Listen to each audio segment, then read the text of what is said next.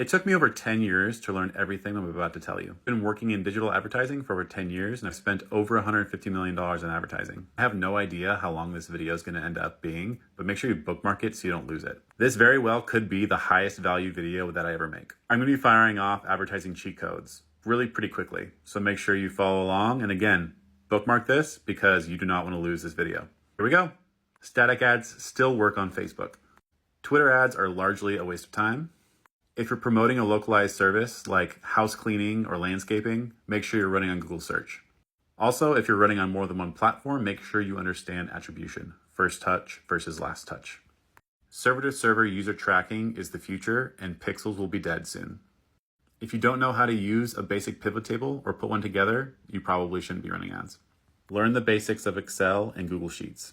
Leverage bulk ad creation tools so that you can grow and scale without having to hire on more media buyers. Set up custom rules to be your first line of defense, but you should never rely on them 100%.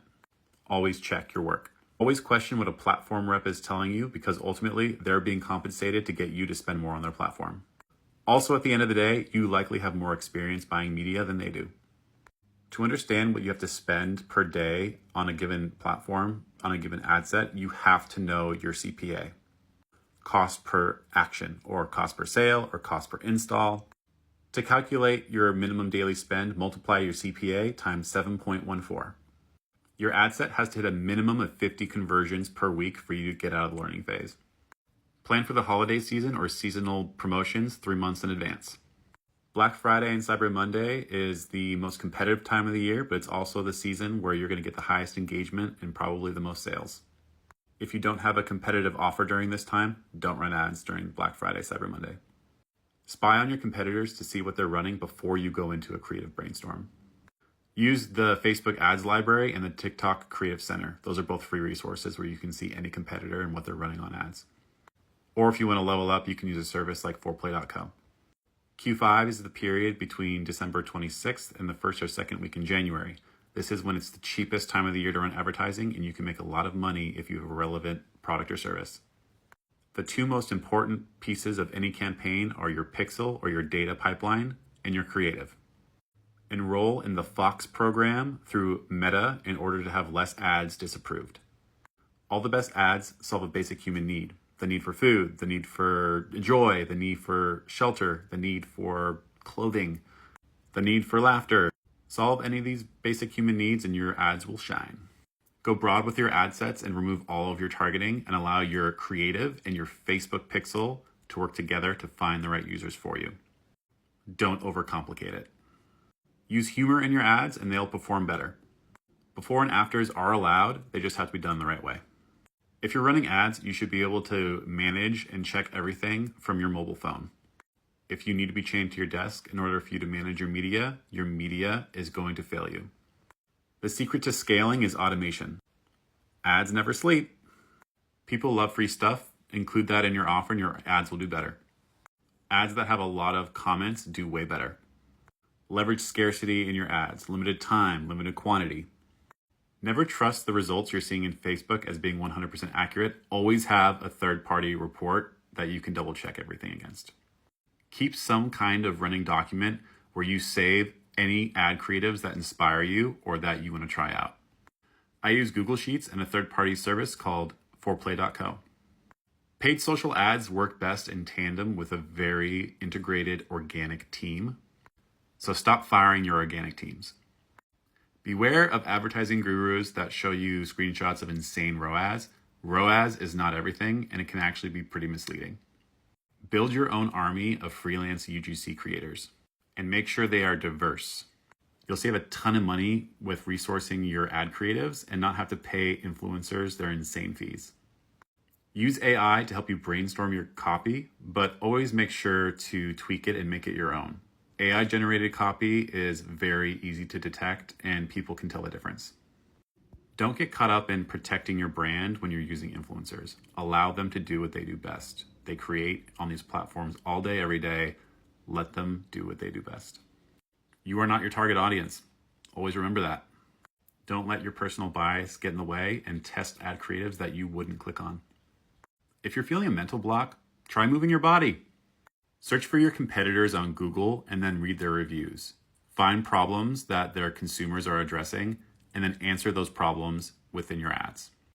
Do the same process, but looking at your competitors' ad comments instead. Never fight a rip current. If your ads are tanking, sometimes the best thing to do is nothing. The more you fight it, the worse it will be.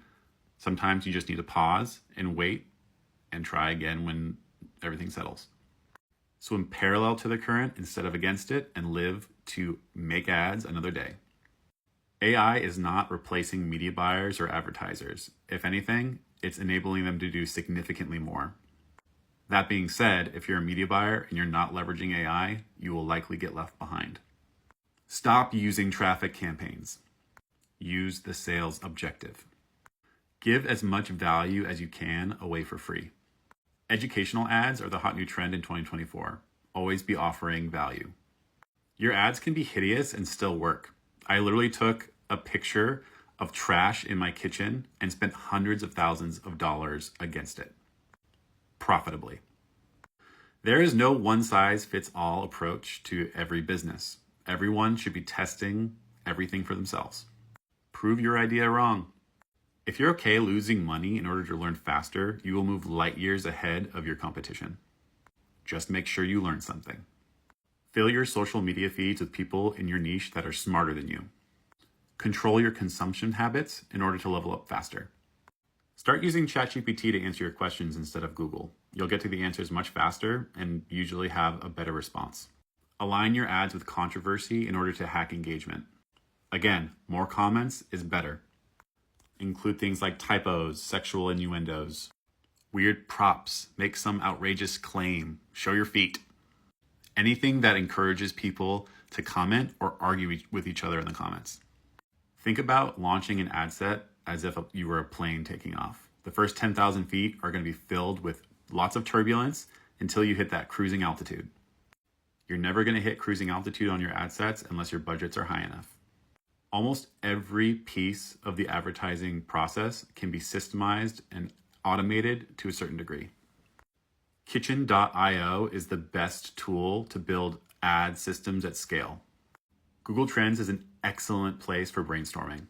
It allows you to listen and see what people are talking about and searching for in real time. If you can leverage the brand equity of a third-party brand in your advertising, it'll amplify your success. Just be careful not to get too close or you might get sued. It's easy to accidentally put in the wrong ad set budget, so make sure you systemize this in order to remove human error. And always double check your work. In very rare scenarios, you can scale your ad set multiple times a day very aggressively. But for the most part, you really don't want to scale your ad sets too quickly. If you do, you risk increasing budgets when the data is not mature and you're actually going to tank. Know how to use URL tracking parameters so that you can tie your back-end performance to your front-end ad cost. Never rely 100% on Facebook's reporting. Be careful not to poison the quality of your ads with high-margin tactics that ultimately are not good. For example, targeting 18-year-olds with ways that they can make money might be a low-quality audience that can poison your network. Don't steal others' content. It will always come back to bite you. And when I say steal, I mean actually steal. Inspiration is the name of the game. Your emotions can get in the way of you pausing ads that need to die. It's okay that you spent a lot of time on that ad creative and it didn't work. Pause it, learn, and move on. Buyer's high is real. You get a huge dopamine hit when you start scaling your first campaign. I've been doing this for over 10 years and I still get a huge dopamine hit. Make sure you know how to manage the come down because it can be rough. And make sure that you learn how to separate your emotional state from how well your ads are doing. I'm married to a therapist, so I know what I'm talking about. You really don't need to know how to use Photoshop anymore, and you can accomplish pretty much everything in Canva. Learn how to use Canva. Be as early as possible to any new advertising platform, and you will make bank before all the competition rolls in. Holy cow, that was over 9 minutes long. Thank you for hanging in there. That was a lot of information really quick. If you liked it, make sure you give me a follow. I'm gonna be making a lot more videos just like this one. And wow, you guys are great. Thanks for hanging in there. I got some cool stuff on my profile. I want to check it out. I'll see you on the next video. Okay, bye.